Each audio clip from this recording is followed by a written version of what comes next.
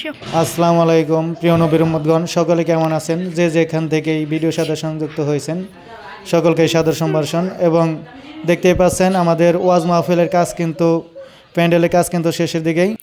আজ মাগরিব বাদ ওয়াজ শুরু হবে।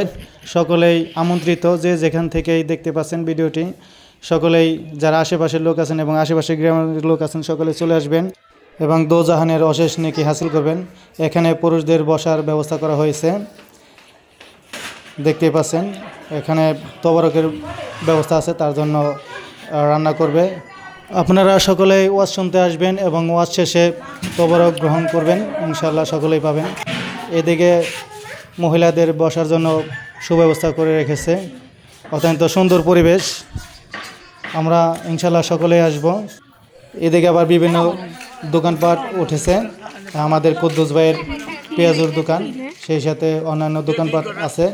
অবশ্যই সকলে চলে আসবেন এবং দোজাহানের অশেষ নেকি হাসিল করবেন। ইনশাআল্লাহ আবার দেখা হবে। আসসালামু আলাইকুম।